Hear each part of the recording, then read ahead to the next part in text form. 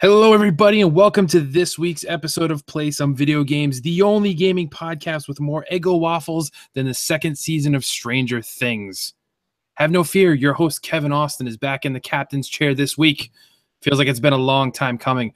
With me is the Lord of the Isle, the master of the board games himself. Kyle, buddy, how we doing? Oh my gosh, it's so good to be back with you. I am great. How are you, sir? I'm doing good. It feels like it's been so long since with the whole network thing. It just feels like we never get to talk anymore. But also with us, the big boss man himself, Mr. Donnie Reese. Greetings, Kooplings. I am the third wheel here, but I can attest that it feels like I too never get to talk with Kyle anymore. We have like a Kyle show where just the people that want to podcast with Kyle, just PSVG's Kyle show. The Kyle show. Because our feed needs more shows. That's what we need. We need more shows. I'm surprised. So thank you everybody for spending some time with us. As always, we appreciate it. And thank you if you're actually keeping up with all the different shows in the feed. We really appreciate it. We've seen a couple very nice comments pop up recently saying, hey, I can unsubscribe from some other stuff now because I got you guys kind of giving me stuff at all angles. So we appreciate it. We're still trying out some different things and tweaking a few things here and there. So bear with us and please let us know what you like and what you don't like. And after all, we do it for you. So your feedback is welcomed and appreciated. But let's check in and find out what we've been up to recently and what we've been playing, any life stories. Oh, let's see. Let's have Donnie go first. Let's throw a curveball here. I really thought I was going last. Ah. All right. Well, I didn't put any news stories in the notes in case this goes a little long. Did beat Mario Odyssey. Talked about that on the Shack. I've been talking about it for weeks. I'm not going to go into that. Did beat SteamWorld Dig 2. Finally got it back to it. Got it, played it, really enjoyed it, put it down. I can't remember what for. I think it was Golf Story. I think Golf Story came and I was like, I'll come back. And then I played Golf Story and then I played Fire Emblem and then played Mario. So went back and finished that today, actually. It was great. I've had yesterday I was working from home. Today I was off. So I've been in my basement around just hanging out, playing some games for quite a bit. Nice. Played some Destiny 2 last night and this morning. Did another Planet. I took off. Like with Mario, I took off. Like I was so gung-ho on the Destiny wagon. I was playing it every day. I was really enjoying it, having so much fun. And I think I took like 2 weeks off trying to get back into it. And I was like, how do I do the shield again? like I had to go and like look at notes and stuff. I was like, what? I don't remember what I was doing. A game that I'm interested in, that I'm interested to bring to the table tonight is a game that I've been playing. Wife told me about it. Played it on my phone, which I don't really play phone games. Ooh. Then I put it on my Chromebook where it's a million times better because I can play it with a mouse. And that is Stranger Things, the game. I played that. Did you? I did. I played it for quite a bit before the season 2 came out. That is the top of my, this needs to come to Switch as soon as possible. Like it's not gonna, but yes. I think it should. It's touch-based, it's mobile-based. The port should be easy. I mean, I think they could sell it too. They could do like $4.99 on Switch and it would be great. That's true. It's this Link to the Past, Earthbound retro vibe, but with all the Stranger Things 80s synth on top of it and some good little dialogue. You can swap characters and do action commands and the sound is there. And it's really good. I didn't beat it yet. Did you beat it? I did not beat it. I got distracted, I think, by a as we like to talk about on PSVG, a lot of Disney Magic Kingdoms event, I think came out at the same time. So I got sidetracked with that because those are time things. I have to beat those in a certain amount of time. Kyle, I was going to ask if it just gets boring or not, but I really enjoyed it. I've only played like, I don't know, maybe an hour. I was playing it while I was at work. I think maybe I did two. I did maybe 2.5 hours, I think, total on that. So I wonder how long it is. Lucas Lore is in the chat. He says, hello. Greetings, gentlemen. Hello. Greetings. But the real thing that I have got to bring to debate here this evening on PSVG 108 is I've been playing that Xbox One X Project Scorpio edition. I've been posting screenshots of it in our Discord chat all day. Been downloading all kinds. I've been buying all kinds of games just so I can see the Ks, all the Ks that are apparently there. There's 4,000 Ks there. Lots of teraflops. Lots of teraflops. It's really good. It's really good. To expand on your story before you get much farther in it. So if you're a regular listener of the show, you might recall weeks ago, months ago, maybe even since they first announced it, Donnie saying, we don't need this. We don't need this at all. And then flash forward to like a couple days ago, and Donnie's having a fire sale to come up with enough funds to get an Xbox One X. So the short end of the story, what made you change your mind, and why right now? Why didn't you wait till stuff came out? Like, what made you have to do it right now? Okay, that is a good little segue off the story there. The reason I'm not gonna knock you for it at all. We're not. No. Here to do that. If you want to, I think that's what people want to hear. So if you want to, go ahead and do it. I mean, I am the wishy-washy person here. I like to think impulsive. I'm impulsive. I'm the impulsive PSVG gamer. But more importantly, I like hardware. Like, I typically buy all hardware. Like, I think it's fun to buy hardware. I know not everybody can always afford it at different times in their lives and whatnot, but I always think that when you're excited to buy hardware, it's fun to like bring it home and unbox it and plug it up and see all the things that it can do. I really get excited about that. I wasn't really doing the X when it was announced at E3. When we were on the show with Nathan, he was trying so hard, and he predicted it. He was like, "Oh, by the time this comes around, you'll figure out how to trade a washing machine and whatnot, and you'll find a way." And but you still have your washing machine. I still have my washing machine and my 2 kids. They're still here. So what happened was there's like a combination of 2 things. One, Xbox has been kind of on they've been on an upward trend for me since E3. That OS update, really like it. It's really nice. Layout, it's fixed a lot. And you know, guys, I think I'm the only person that cares as much as anybody here about OS. Like, I'm the only one here at PSVG that gives a crap about any of that. And it really bothered me, and they fixed it. And it looks great. Love it. And then, you know, my first stream with Mixer, I was like, this is cool. I like streaming like this. I might do more streaming there. And then they do the X, and then they do the Project Scorpio of the X, which is like a special edition. And one of the things that always kind of eats at me is that I never jumped on that 20th anniversary PlayStation. Right. I've wanted one forever. I've almost bought one for like $800. Like, I really want one. And it's like one of those things where, like, I look at my Slim and I'm like, I hate you. You shouldn't be you. You should be the other thing. And so those Project Scorpios, you know, like they put them up and they were gone like in a day. And I was like, well, that's there. You know, you idiots, you shouldn't be buying those anyway. And then they came back, and I was like, well, I don't need one.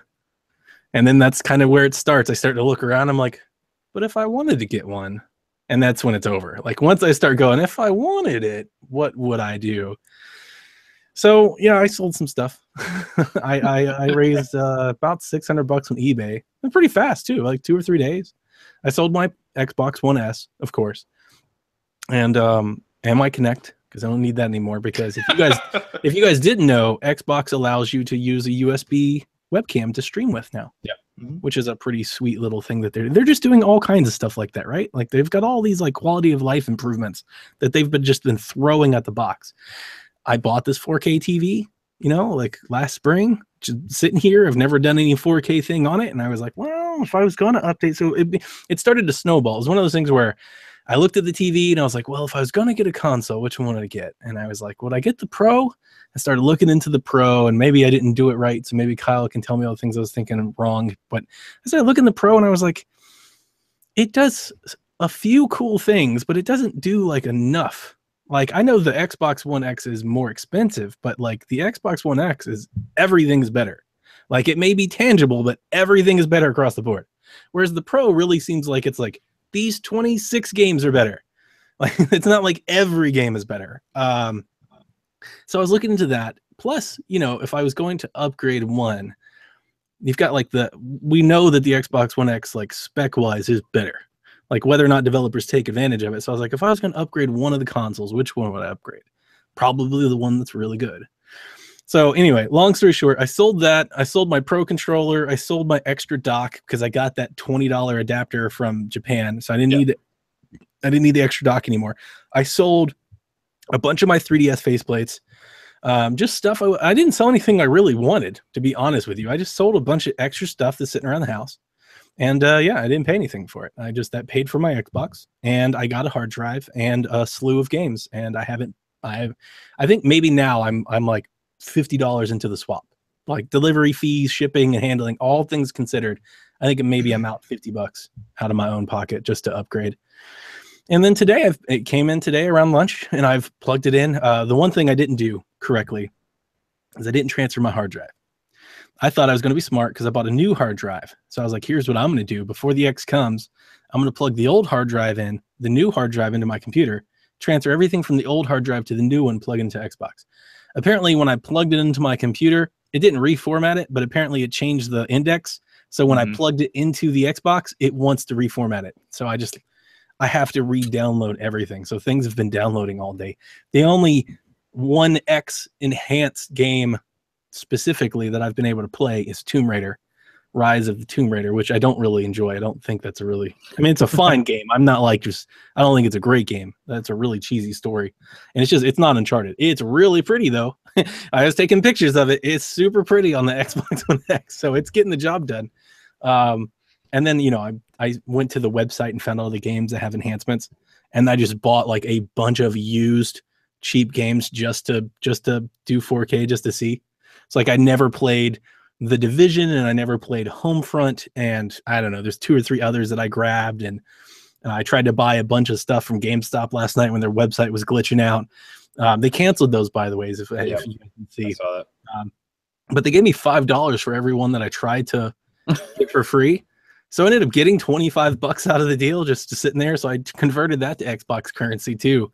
So I'm just sitting on some Xbox currency for Black Friday and PlayStation. I'll be dropping money on both. Lucas Lore in the chat asked me, I think he's asking me if I've tried Battlefront 2, and he says, because wow, well, apparently it's really pretty.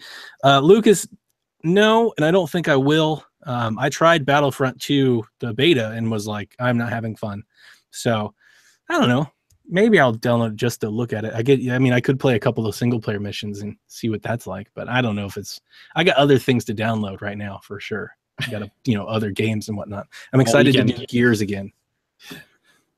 Be downloading patches all weekend. So notice though, so Donnie said his washing machine is still there. He said his 2 kids are still there, but notice he did not mention his wife at all during this entire process. I'm just saying, coincidence. She's away for the weekend. Oh, so did she even know you did this? No, she totally knows. When I came home, I was like, so I'm getting a new Xbox, and this is actually terrible timing. This is pure Donnie timing, because this month my employment, my office has changed their pay schedules, like when we get paid. So I'm actually at the moment I'm going like 3.5 weeks without a paycheck. Oh, sucks. And then we'll get all recycled and back on time. Right. So I told her, I was like, hey, just to let you know, I'm gonna be a little short, like in this, weekly period. You may have to buy groceries, something like that. We're like, we're fine. It's not a big deal. But I was just like, hey, it's just a little weird with the scheduling. And then like 2 days later, she comes home. She's like, what are you doing? Because I had all these boxes out and I was packing stuff. I was like, oh yeah, I'm buying the new Xbox. She's like, what? You just told me? And I was like, well, I didn't pay cash for it. That's not. One thing about that. Okay, so a couple things I didn't realize. Have you guys seen the Project Scorpio, like the box? Yep. Mm-hmm. I didn't realize the gradient was as pronounced as it is. Yeah. Like it's pretty, like the bottom of it's pretty gray. Like I always kind of thought it was just like a matte black box, with like a little, but no, it's pretty pronounced. I also didn't know it come with a stand.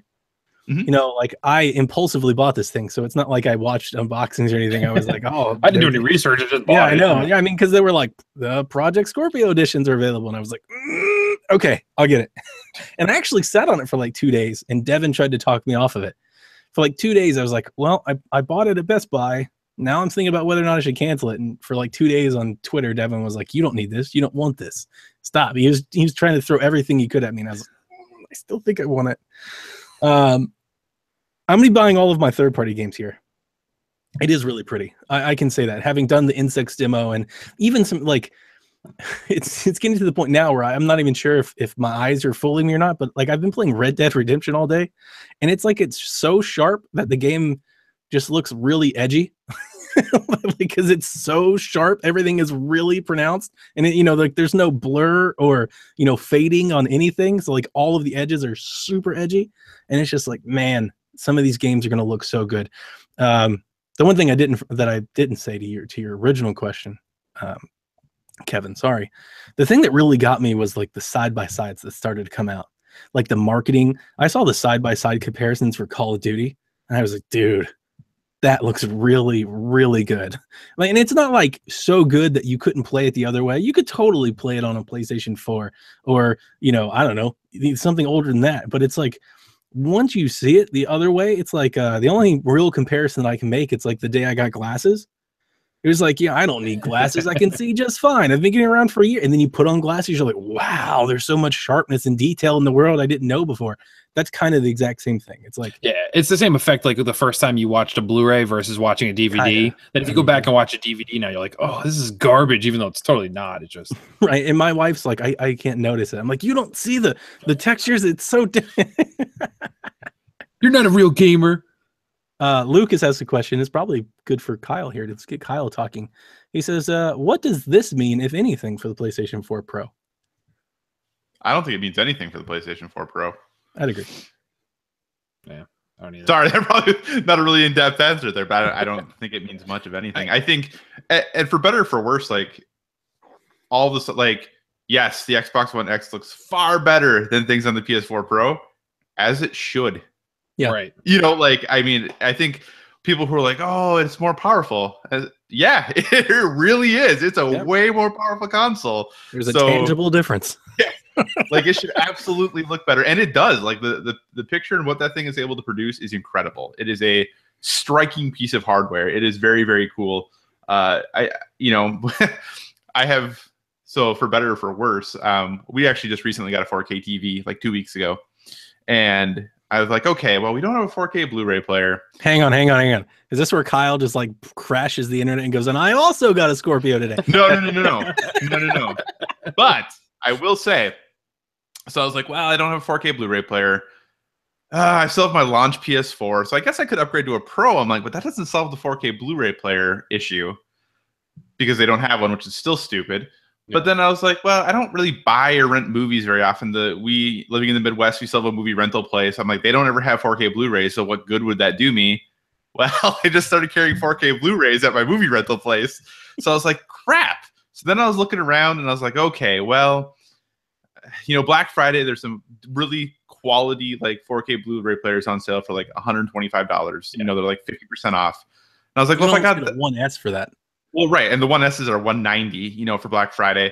And I was like, well, you know, if I'm going to do that, I was like, still, I wanted to get this Pro. But if I was like, well, if I get a PS4 Pro and a $150 Blu-ray player, why am I not just buying an Xbox One X then?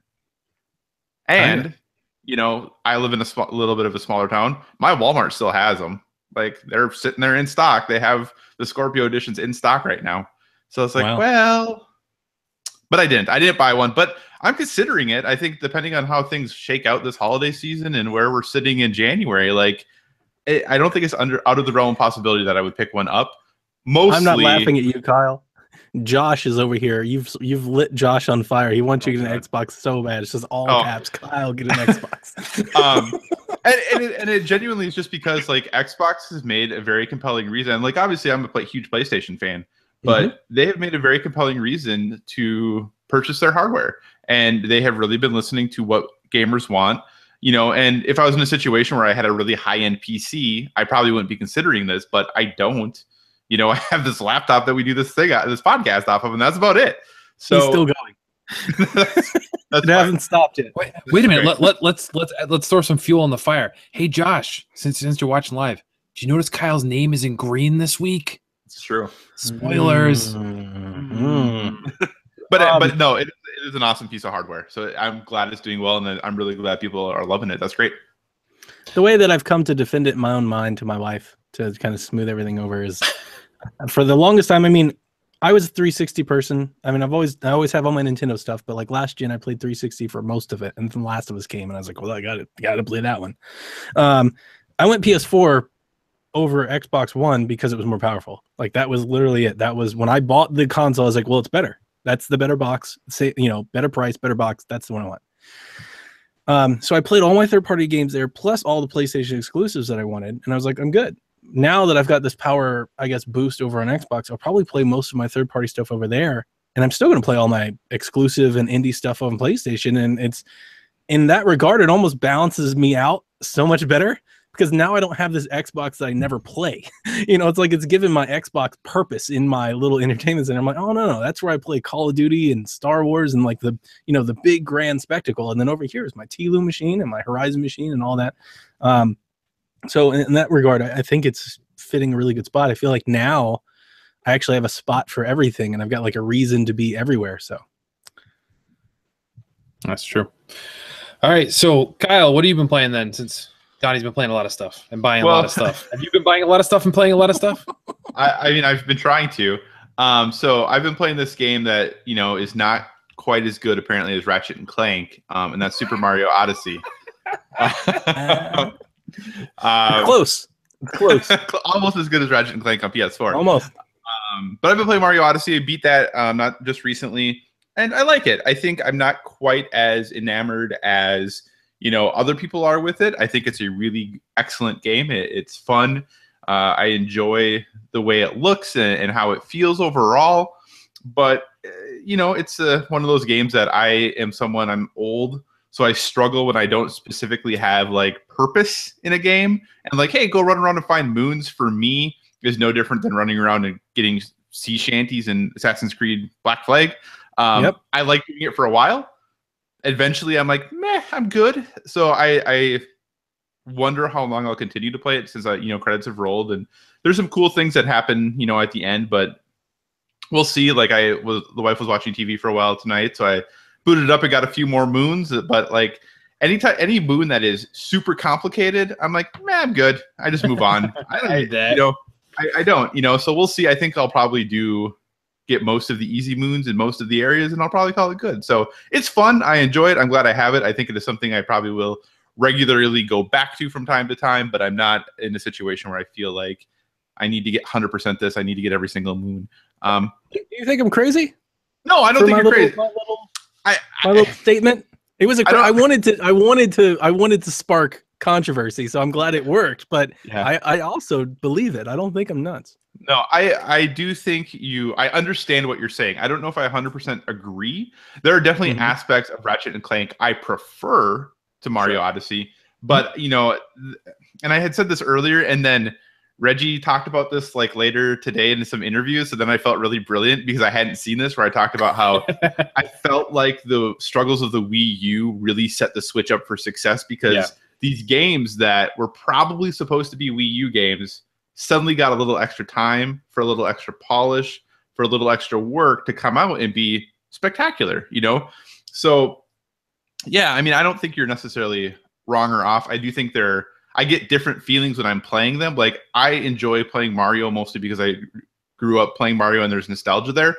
I'll be honest, at the end of the day, I probably was smiling more playing Ratchet and Clank than I was playing Mario.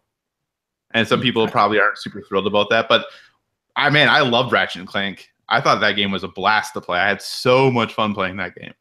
But as did I. I want Kevin to play Mario Odyssey so bad, because there's two parts of me. There's part of me that thinks Kevin's going to agree with me. Like, just having listened to Kevin and how he like kind of, will take apart a game, I'm like, I think I'm onto something. But then there's the other part that I'm more scared of, where Kevin's just going to troll me. He's just going to play the entire game, in this. I can't let Donnie have, anything on this, and just constantly play it in rebellious nature. But Kevin, I think you'll lean more my way. I think you will. We'll see. I have not picked it up. However, my birthday is tomorrow. So we shall see if I acquire funds or the game itself to play Mario Odyssey. So we shall see. If all goes as I hope, then I will be playing, and I will let you know. But I don't think, in listening to more and more people talk about this game, I think, I don't think I'll say Ratchet and Clank is better, but I also will not be a person waving it's a 10 out of 10 flag. I can almost guarantee you that, because for me, I can't say that there's a Mario game I would say is 10 out of 10. I just love playing Mario games. So I think it's what it is. Like, I'll just have fun playing it, much like Jazz Punk. I can have a lot of fun with something and it not be a great game. So I think it's going to be something like that for me, where I will not be saying it's 10 out of 10, but I would be hard pressed to say, as much as I enjoyed Ratchet and Clank as well, I think I'd be hard pressed to say that I think that's going to be a better game than this. But that's fine. I agree with you. It's not. I don't think it's going to be a 10 for 10 10 out of 10 for me either. But I will enjoy the heck out of it. Better. Like having finished it now, See, like 3D World's better. I hope not, because I hated 3D Worlds. I thought that was one of the lamest Marios I've played. I just thought it was so, I don't know, it was just dumb to me. We'll do that on the Shack later on. Yeah. We'll join. Hopefully, I'll be able to join you. Then we'll talk about it. But anyway, so continue, Kyle. What else have you been playing, bud? So outside of that, I mean, and just last really briefly on Mario, I think how you can tell though that Mario is a really good game is that when people talk about their nitpicks or here are the concerns that they have. And I think that's when and I think we did the same thing like with Uncharted 4 and things like that. I was like, here are all the concerns I have, because everything else is great. But here, because it's really hard to focus on like all of the good stuff because there's so much of it. So then you just focus on, well, there's these handful of things I'm not wild about. So then that becomes a conversation. But outside of Mario, I have also, I just rolled credits last night or the night before on Wolfenstein 2, the new Colossus. Buddy. Oh, man. Is it really good? I love that game. It is exceptional. The story is great. The way they're able to mix, and it shouldn't work. Like how they mix the character interactions, the story that they're telling with the humor that it shouldn't work. It should not work, but it does. Like I genuinely feel like Machine Games is brilliant. The way that they put all of that together and weave the story. And I'll be honest, like when I was getting to the end last night, I knew I was like right at the end, and like my heart was racing. Like I was like in it. I was like, oh my gosh, this is so like, I know what's going to happen. I can picture what's going to happen. I'm so excited for it to happen. Like, oh man, I have not like had that rush at the end of a game like I had when I was finishing Wolfenstein 2. And I can't even remember the last time. It was amazing. So I'm really, really enjoying the game. I plan to go back, and they do, without spoiling anything, there are a little bit different than the first one. There are side missions that are very different from the main story mission. Oh. So like when you're done with the game, you have these side missions to still complete, but how they weave it together of it making sense, you still have to do them, makes 100% sense. So it's not a situation where you have to finish these side missions before the game ends. Like after the game is over, you come back and you're back at your base, and like it's like, hey, we still have these things we got to do, and why you have to do them and how that works fits 100%, makes sense with the game. Everything flows together still brilliantly. So it's not like this weird like, oh, the game's over, but I got these weird other things out there to go do. Like it all makes 100% sense with how it's weaved together. I really enjoyed the game. I think that game, most people pretty clearly it was the victim of that October 27th date that I don't think it sold maybe as much as people were hoping. But if you have a chance to pick it up, especially like Black Friday, I know it's on sale a lot of places. I highly, highly recommend you play it, especially if you like first-person shooters. It's violent, it's gory, it is funny, it is sad. I laughed, I almost cried. Like there was literally a part where I put my controller down and I was like, "What the f just happened?" Like I was so like, "Wait, how can this be what is going on right now?" It's great. I really, really loved it. I can without fail say it's going to be on my top 5 of the year. What position it's going to be in is what I now need to figure out. So Wolfenstein 2, is it better than Mario? I think so, for sure. Now, so question for you. So obviously I'm the Bethesda guy here. Yeah. And I have not gotten this one yet. And this is coming to Switch. Yes. Do I wait or do I not wait? Because I mean, Doom is getting really positive reviews for how it translated on the Switch. So, well, it's getting good review. I would say really positive. I would say really positive. Yeah, it is getting good reviews. 6s and 7s, and that's like, yeah, but the 6s and 7s are not because of how it plays on the Switch. It's just because of the game. A lot of people are saying it runs better on the Switch than it should. Like that's kind of what. Yeah, well, it runs better than it should, but it still doesn't run anywhere near as well as it does on the big. It's at 30 instead of 60 frames. It's at a lower resolution. Like, yes, it runs well and better than you'd expect it to, but it's not like you're definitely not comparing apples and oranges when you're saying it's running well. I would encourage you to play this game on the biggest screen you can. If that means if you play your Switch docked and you want to throw it up on your TV, sure. I do think that this is one of those games, though, that like I think there might have been a couple issues when the Xbox One X patch first released, that there was a few people who were having issues with how everything came in. But like if this is a game, like if you had an Xbox One X, like I would say, yeah, play it there, like get it at the highest resolution you can and just watch everything in the glory, because like it's brutal. Like how you take people out in this game is not for the faint of heart. But I loved every single minute of this game. The moment I jumped on PS4 X, that was the first thing I said. I was like, Wolf 2 happening on X, and Devin was like, I'm so proud of you for saying that. Also, Kevin, if you wait on it, you're gonna end up paying more for it. That's true. Right? Like you can get it on Black Friday for $25, $35. If you wait till March for it to hit Switch, it's gonna be $60 until July. Yeah. So no, you're right. PS4 it is then, no problem. I'll try and get that and the Evil Within 2 at the same time. Snatchable though. Oh, is that all you had, Kyle? That is it for me this week. All right, so I'll go quick. My games sound like a broken record. Still playing Watch Dogs 2. Still loving it. Stardew Valley on the Switch. That's got its hooks in me now, so I'm still digging through that. And then Josh alerted me to a game I had pre-registered for but didn't realize it dropped on my phone. Was South Park's Phone Destroyer. It's a mobile game. This is a lot of fun. So it falls very much in the same vein as Stick of Truth and The Fractured Butthole. But it kind of clashes all different things. So the characters kind of start off playing cowboys and Indians, but all the kids are arguing because they don't want to play cowboys and Indians. They want to play wizards versus elves, or they want to play pirates versus whatever. And they're all fighting about it. So Cartman, takes charge as he's known to do and says, no, we're playing this way. And I got the new kid. You're the new kid once again. And you're playing this way. But your whole premise is that you're bad at having social interaction. So much like most kids nowadays, you can only interact with people through your phone.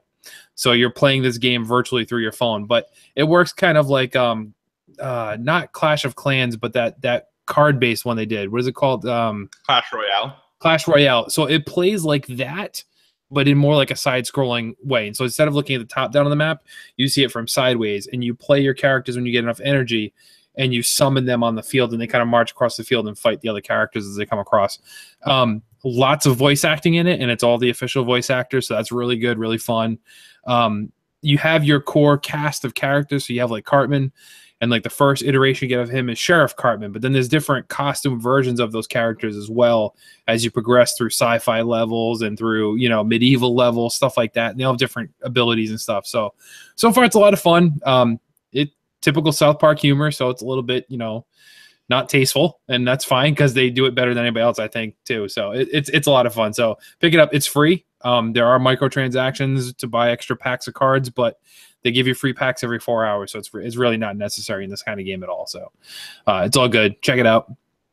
Other than that, I think kind of the only thing I've been up to is I did record an episode of the Delvin Cox Experience on Wednesday. So finally made the big leagues. That was a lot of fun. We got to talk some things PSVG. So if you want to know some, not behind the scenes stories, but more of the origin stories, the stuff we don't necessarily address on the air, there's some of those stories came along with some fun stories about me, particularly.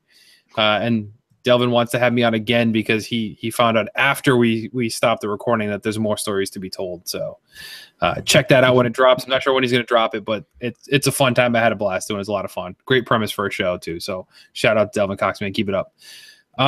That's it from us. You've heard more than enough from us, everybody. So it's time to hear from you. So let's jump into the messages. Our first one comes from Patrick Adams. Wants to know, with the GameCube controller being supported for the Switch now, could this mean we might possibly see new colors? Donnie. As he stares at the screen. No, your name. Your name is Donnie. I saw you say something, but I didn't hear anything. So I was like, I don't did you just call on me? I don't.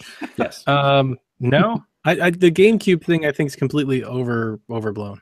I think they probably did a patch that like supported certain USB devices, and that just happened to probably fall in it because like headphones also came through and whatnot. But like, and I watched a video, like also the GameCube controller doesn't like completely work. Like certain things match up, certain things don't. So it's not like they didn't come up with a press release and said, "Here's our new GameCube port controller and it works now," and it's not fully supported. So I think it's just kind of a thing. I do think we'll get new colors of Joy-Cons and whatnot for sure. That type of stuff will definitely happen eventually. Once they get a Switch in every hand, then they're going to find out how to get more Joy-Cons in more hands. So definitely, but yeah, I'm not overreading into that too much. I'm not either. I'm with you. We'll see new colors, absolutely, because that's going to be their thing anyway. Just like for PlayStation, not as much Xbox, but PlayStation has the 90 million color iterations of their controllers. The one thing I think it might allude to slightly is that they're possibly laying out groundwork for the Virtual Console and then possibly some GameCube things, and the GameCube controller will work with those titles, not necessarily Switch titles. I think that's what we're going to see personally. Kyle, anything different or to think? No, I think that if, like you said, I think if Virtual Console supports GameCube, then I think we probably will see some new GameCube ones. But Roger. So our next question, Patrick also asks, with Hulu now added to the Nintendo Switch lineup, could YouTube, Netflix, and yes, even Crunchyroll be next in line? Kyle, your thoughts? Sure, seems good. Donnie? Absolutely. Mute your microphone. I think we'll have Netflix and YouTube by Christmas. That's been my prediction. I've been holding on to for a while now. So that's true. I think so too. I think we'll see them drop Crunchyroll. I think that's probably a reach there, but YouTube and Netflix, I think, are for sure things. But we kind of had a little bit of a conversation on this. I remember when they first said, like, hey, Netflix is going to be on Switch at launch, and kind of everyone's like, wait, what? What do you mean? Why not? Everybody else has it. The more I'm realizing is, like, I don't need it on Switch. My house has no less than 10 different devices that can already stream Netflix on my TV or portable, that the last thing I need is for it to be on my Switch, because if I'm on the TV, I can't see the interface being better than it is on like the PS4 or my Fire Stick to go through Netflix as it is. And if I'm taking it out of the dock, I need Wi-Fi anyway. So really, what's the luxury at that point? So I don't know. Josh gave me some flack for that because he says he's always watching it on his phone or tablet or something. But to me, I'm like, I agree with you. I like my Switch being a games machine. Yep. I kind of like that. Like, I'm like, just leave that alone. I don't have Miiverse and Twitter notifications and all kinds of things going on. It's just, that's my games machine. It's where I play video games. I like it. It's fine. Yeah, I mean, even if those things come, I'm not going to download them. Like, I'm not downloading Hulu. I'm not going to download any of that stuff. I'm not either. And it harkens back to, if you think back to when Nintendo before was doing the discs, when they did, GameCube, when they did Wii, when they did Wii U, and everyone's like, what do you mean it's not a DVD player too? And Nintendo's like, no, it's not a DVD player because this is a games console. That's what this thing does. And people gave a lot of flack at first for them saying, like, well, why can't I play my DVDs on this game console? And I remember that was a big thing. And now this is essentially the same argument. And it still holds true that Nintendo's priority is not to make it a multimedia station for your home. That's what the Xbox kind of likes to do right now with integrating different things and all these other devices. At this point, you can stream on everything. The last thing you need is for your Switch to do it. So, but yeah, I think they're coming. So Patrick again with another question. Bandai Namco will announce 3 Switch exclusives in early 2018. What do you think they could be? His predictions are Idolmaster, probably Dragon Ball Fighter Z, and I'm going to butcher this, but I'm going to say Taiko no Tetsujin. I don't know. Kyle's only better with the No, you're good. Okay. So what do we think they would be from Bandai Namco? Looking at it real quick. I'm going to say one of them is going to. You think Namco's going to do Smash? But didn't they do Smash on Wii U? Didn't they help? No, they gave Pac-Man. That was I think they did. No, I think they didn't. I thought they helped develop Smash. I don't think so. Maybe I'm way off left base. Lucas, look that up. I thought Bandai Namco helped develop Smash Brothers. I thought they were like kind of a partner on it. No, my predictions are I definitely think you're right on target there with the Dragon Ball Z game, another Dragon Ball Z game, because that's a given with them. I think we'll see possibly some iteration of a Pac-Man type game, because that's a solid guess there too. And then I'm going to throw out a crazy thing, and it's probably more me just hoping than it actually being a reality, but I think it'd be a great fit on the Switch, and that's Katamari Damacy. Just saying, I think it's a great fit for the Switch, and PlayStation is not doing anything with it. Xbox is not doing anything with it, so bring that over to Nintendo. I will buy. You have my money. Donnie, what do you think? They have a golf game that is pretty cool on PC. It's called, what is it called? Winning Putt, I think. It's kind of like Hot Shots, but it's like all the characters and courses look more realistic than Hot Shots. But you still get like the explosions and whatnot, like when the stuff goes off. And it would fall into line with the exclusive part. The one that I wanted to say, even though it's not exclusive, would be Ni no Kuni. It'd be really great. Sure. Yeah, that'd be a good fit. But it wouldn't be exclusive. And I'm pretty sure Bandai Namco, I'm telling you, I think they developed Smash. Like, I'm almost I feel like I'm almost like 90% certain. So when they say we've got, I'm gonna do some flux to pose typing and look that up for you right now. Oh, Lucas Lore, Bandai Namco did help out with Wii and 3DS versions, but they didn't exclusively develop. That's what I thought. Like they were brought on as kind of like a partnership or like a second party thing. I think they did a lot of the heavy lifting. So when they say they're working on 3, when I saw that article, when they said we were working on 3 exclusives, I almost chalked one of them up as the port of Smash. I was like, one of them is the port of Smash, one of them is Dragon Ball Z, one of them is either like a new IP or a Pac-Man or something like that. But I'd be willing to bet money that one of them is Smash port. Kyle, sir? Yeah, so okay, I got confused by this question because he talks about 3 Switch exclusives, but then Dragon Ball FighterZ exactly. Yeah, Fighter Z is coming to other stuff. Well, it's just Dragon Ball FighterZ. It's not Fighter Z, it's just FighterZ.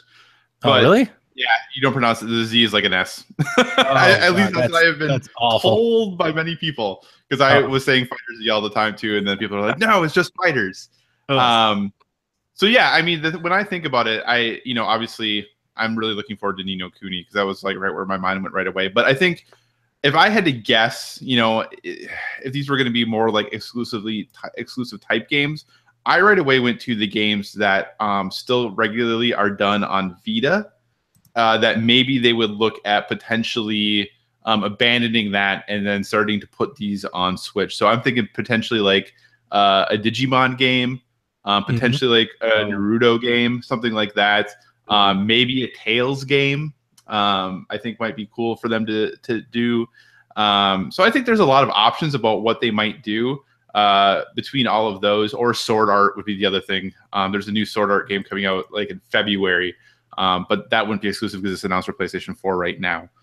So that's kind of where my mind goes. I think it'd be cool to see things like that. I think, we have already seen the Namco collection and things like that. So, that kind of stuff is taken out. However, I think it would be interesting if they decided they wanted to bring Code Vein, which is, kind of become all the rage now as a Western release. If they decided to bring that over to Switch, because right now it's only Xbox One, PS4, it would be interesting to see if they decide if they can try to squeeze that guy onto Switch as well. So, yeah, I think, a lot of those titles that you see currently still on Vita, we might see some of those maybe making the switch and jump to Switch instead. Fair enough. So, yeah, I did follow up too, and you're right. Namco did do quite a bit for Smash Brothers on Wii U. You're right. Basically, Sakurai chose them because he no longer worked at HAL Studios. So instead of the last one, he used Monolith and some other developers. He just chose them to help him with this one too. So yeah, they worked hand in hand with him to develop that. So possible, but I feel like they wouldn't count that as a Nintendo would say that's their thing with assisted by, Sure, but Bandai would count it if they said we're working on 3 exclusives. That's true. Yeah. Fair enough. Okay, this next one, you'll have to help me here, Donnie. I'm not sure what the context is on this one. So from Rebecca, it goes down November 17th. Sci-Fi or Fantasy? Is that a new Splatfest? That's the next Splatfest. Okay, that's what I thought. I just want to make sure. Yep. So, Kyle, Sci-Fi or Fantasy? I was just really excited that I knew that this was the next Splatfest, and you did not. That makes me excited. Also, right now, I don't know the answer because I love them both. I have examples of both things that I really enjoy. I don't know if I can pick which one I prefer right now, so I'm going to have to wait and make a decision later. Yeah, the reason I didn't know it was a Splatfest is unfortunately due to me editing 9,000 podcasts a week. I don't get to read gaming news that often anymore. So, but I'm going with Sci-Fi. I've said numerous times I'm not a big high fantasy type guy. Lord of the Rings, that kind of stuff, unfortunately puts me to sleep. So Sci-Fi for me. Donnie, what say you? Welcome to the shack, Kyle. I'll be rocking Team Fantasy for the Splatfest. So you're going to lose. Sorry, Kyle. I don't know if I don't think I've been on a winning team yet. Nope, I don't you think. Haven't. Yeah. So yeah, that's probably a good way to go. And then our last question this week comes straight from Nathan while he's doing his Extra Life 24-hour stream as we speak. He started at 8:30 Central Time this morning, going to 8:30 tomorrow morning. He wants to know, as he's playing Battlefront 2, who else is getting Battlefront 2? Not this guy. Not this guy either. Not me either. Sorry, Nathan. But I think you already knew that. You just didn't know who was going to be on the show tonight. You thought you were going to have some support there, but that didn't happen. So apologies there. So that wraps up the mailbag for this week. As always, you guys can tweet at us with your questions at PSVG, or you can send them in via email, podcast@playsomevideogames.com. Thank you, everybody. Now, gentlemen, it's time to jump into the news of the week. Kyle, why don't you go first to your news story, buddy? Absolutely. So this is kind of a 2-in-1. It was announced this week by the folks over at Warner Brothers Interactive Entertainment that they are establishing a new games label called Portkey Games. And this label, as you may guess by the name, is going to be exclusively producing Harry Potter themed games for both mobile and console. Going along with that was the announcement of their first game working with Pokemon Go studio Niantic is Harry Potter Wizards Unite. So basically, we're taking Harry Potter and we're taking Pokemon Go and slamming them into a game that is just Pokemon Go with Harry Potter. And I, for one, could not be more excited about this because I really love Harry Potter. Kevin and I have had many conversations, really nerdy conversations about Harry Potter, and I am stoked for this. I'm not much of a mobile game player. I played a little bit of Pokemon Go for about a week or so, and then I was done with it. Yeah. But this game, focused on the Harry Potter world, is something I am super excited about and definitely something I can get behind. So I have two questions for both of you very, very briefly. Number one, does Harry Potter Wizards Unite interest you in any way, shape, or form? And number two, would you play, I'm not saying they're going to make it, but let's go with this question then. What would you want from a Harry Potter console game? Donnie, you can go first. No. Donnie just doesn't care at all. I've never been a part of these conversations that these two have spoken for good reason. No. You just said you were going to be on the fantasy team. Come on, man. Not that fantasy. I ain't down with that fantasy. See, and that's the fantasy I can get behind because I 100%, Kyle, I will be playing Harry Potter Wizards Unite or whatever the final version of the game is going to be. And yes, it's going to be Pokemon Go-esque, but a little different because in this one, from what they said, you actually team up with other people to take down the mythical creatures that you see in the Harry Potter universe. So, hippogriffs and dragons, I'm sure, and stuff like that. Maybe even Voldemort and Death Eaters. Who knows? We'll see. And Donnie's falling asleep as we talk about this now. I'm super excited because this is something that, much like Pokemon Go, although that didn't hold our interest for that as long either. I played it longer than you did, more than a week, but it didn't keep us for like more than a month or two as a family. But this, I think, will resonate better with everybody in my family to go ahead and play and get us out and walking around and doing those types of things. So I, for one, am very, very excited. As far as what I want to see for a Harry Potter game, I'm not sure, only because the console games that they've already done have just been so bad overall. Like, they just weren't good. I want a good one. So I don't care how it plays out. I want it to be good. Yeah, I mean, it could follow the movies like the older games tried to do, and they had them, coming out, at the same time as the movie was for a while, and they kind of stopped even doing that much. If they did a good version of that, I would love to see it, and maybe even another. I mean, they've done it a million times with the Star Wars ones, the Lego Star Wars games. They've kind of gone back and redone those a few times. I'd want to see an actual redone Lego Harry Potter because I don't think that was done as well as it could have been when you compare them to other Lego games. It doesn't kind of have the same kind of caliber. So I don't care what it is. I just want a good Harry Potter game, and don't come at me with some Quidditch game. I don't want that. That's fine. Yeah, no, I hear you.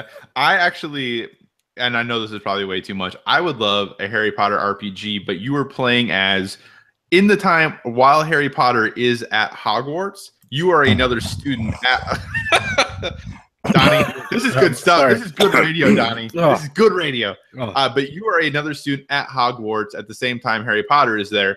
But then you get sorted at the beginning, like trying to choosing your class as to what house you're going to get into. And then that determines how, like, are you on the good team? Are you on the not good team? Like, obviously that'd be an extremely complicated game to play, but I think it'd be really cool. The leveling and progression makes sense. It would make perfect sense because, what it'd be Knights of the Old Republic, but with the Harry Potter universe. Yes.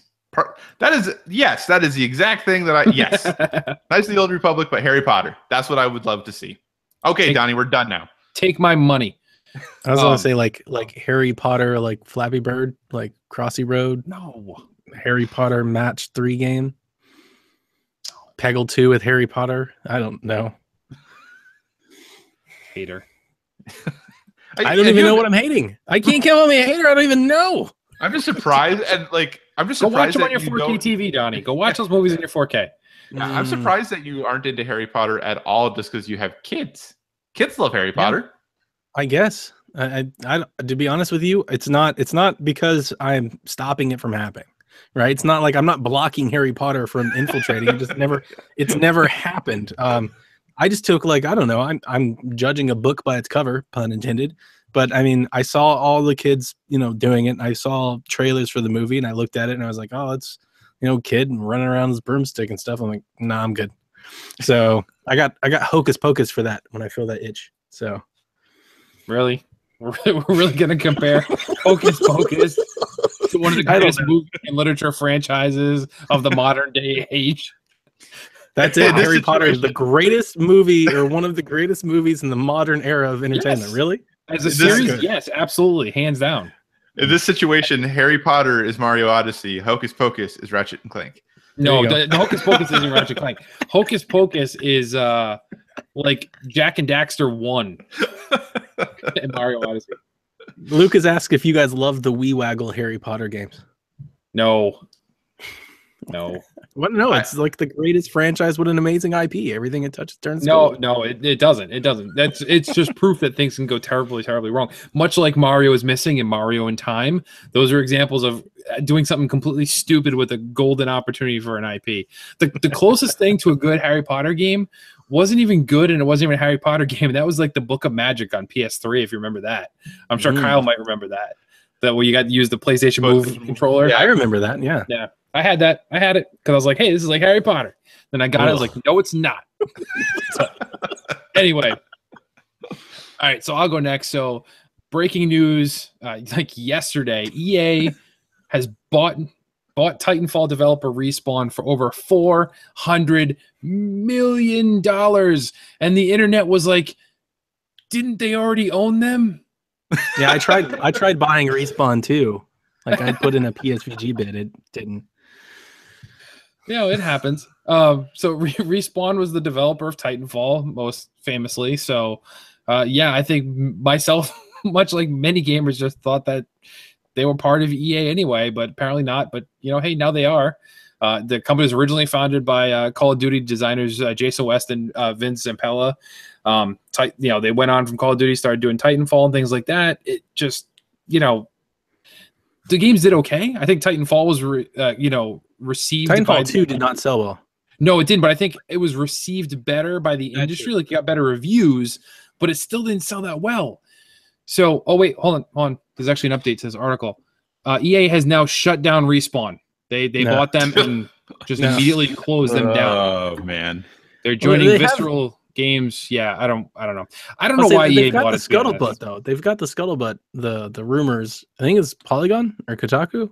They were going with it and saying that that's kind of why Visceral was shut down now. Like, now we're starting to like paint the picture to buy it. But to me, I don't know. So all Respawn has done has been they're doing a Star Wars game.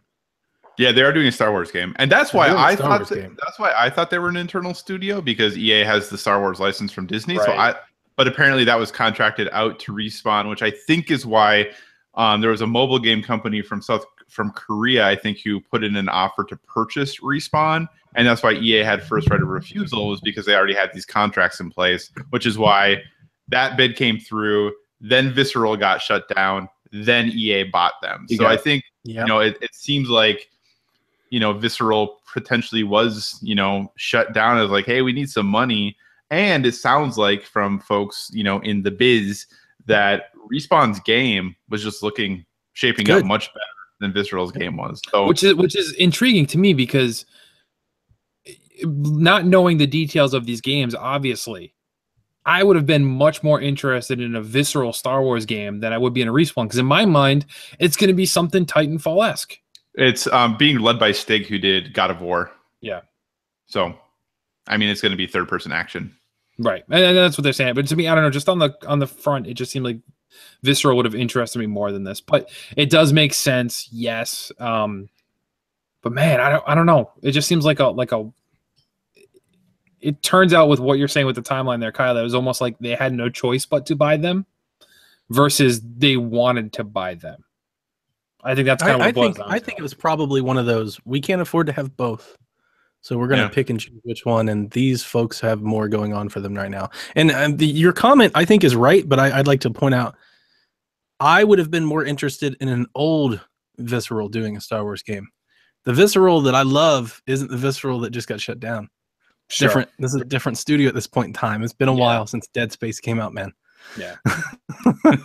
So, but man, imagine a Boba Fett Dead Space like game.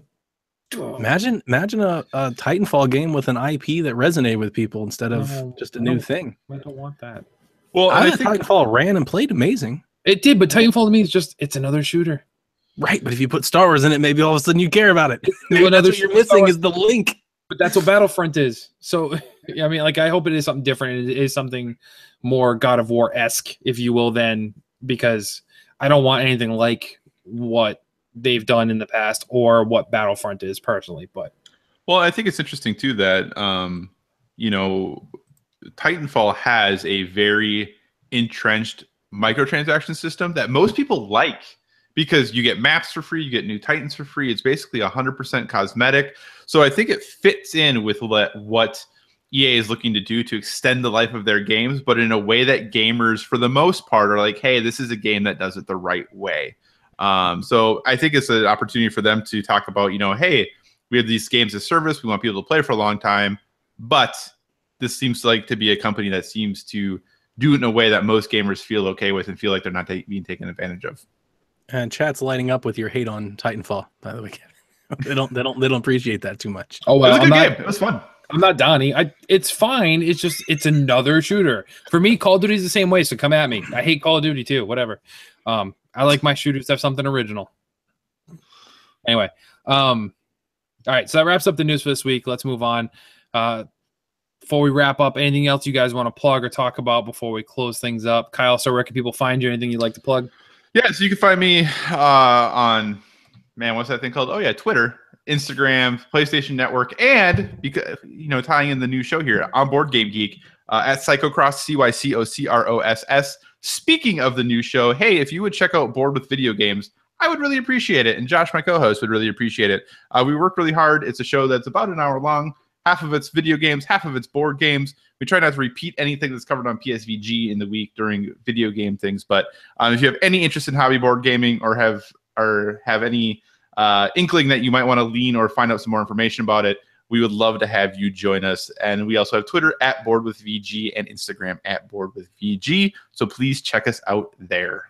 And it's funny. It's very, very, very, very, very cold up here in New England this weekend. Perfect weather for some board games. So I think I'll be partaking of some this weekend. But anyway, Donnie, is there anything you like to plug? Oh, my son's birthday party. No. You can follow me on Twitter at Playing Nintendo. I also typically am the one behind the Twitter account at PSVG. Everybody has access to it, but I'd say, I don't know, it's 75% of the time. That's probably me on the other end. So if you want to follow the team there, definitely come do it. Check us out on placeofvideogames.com. We have a nice big purple banner, top left-hand corner. PlaySomeVideogames.com. It's our Discord banner. If you click it, it automatically joins you into our Discord. Simple as that. Come chat with us. It's been blowing up over there. It's been a lot of fun. It's actually been kind of hard to keep up with of late. So it's been fun to find somebody to share thoughts with. So it's good stuff. Totally. So you can find me at PSVG Kevin on Twitter, Facebook.com/PlaySomeVideogames, and of course our YouTube channel, YouTube.com/PlaySomeVideogames. Tyler's always streaming. I think he's going to be getting back into the swing of things, a little bit under the weather. Check out and let us know your opinions of Arcadia Academia, which dropped this past week. It's a show with myself and Tyler, and Caroline will be joining us next time, where we're going to kind of give you some history on some interesting gaming developments and some retro stuff there, and it's all sorts of fun. And also check out Nintendo Nostalgia, the latest episode that just dropped, I believe, yesterday, talking all about the N64, features the first lady of Play Some Video Games, Ms. Caroline. So check that out. I think that's it, guys. So, I mean, we want you to always be gaming. I guess even if you're playing an Xbox One X, even though you weren't going to buy one, or if for some strange reason you really enjoy Titanfall 2, I guess I'm going to give it to you. It's just most important that you just never stop gaming.